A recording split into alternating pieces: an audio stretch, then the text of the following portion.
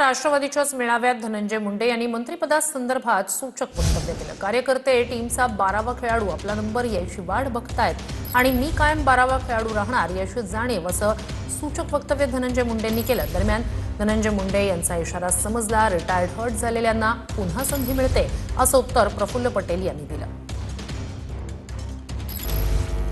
सगळ्या खेळाचा विषय झाला, पण आपल्या सर्व उत्कृष्ट खेळाडू इथं व्यासपीठावर बघत असताना समोरचे खेळाडू जे इथं बसले, जे खरे राष्ट्रवादी काँग्रेस पक्षाचे कार्यकर्ते आहेत,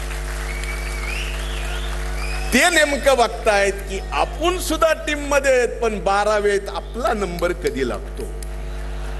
खरंय का नाही? खरंय का नाही? मला एवढीच जाणीव करून द्यायची होती, याच्या पलीकडे काही नाही। धनंजय मुंडेच्या भाषणामध्ये शेवटचा कार्यकर्ता कोणी नॉट आउट राहिला नाही पाहिजे। धनंजय, तुझा इशारा आम्हाला समजलेला आहे, ते असा काही ती चिंता करू नका। रिटायर्ड हर्ट जे होतो ना, रिटायर्ड हर्ट क्रिकेटच्या परिभाषामध्ये, त्यांना परत बॅटिंग करून म्हणजे करायची परवानगी मिळत असते। ते बादामध्ये गिनती नाही होते, त्याची बाद झालेला मध्ये रिटायर्ड हर्टची गिनती होत नाही। त्यामुळं तुम्ही त्याची काळजी करू नका।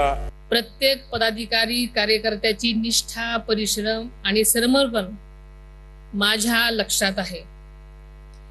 योग्य वेळी प्रत्येकाला न्याय आणि संधी मिळेल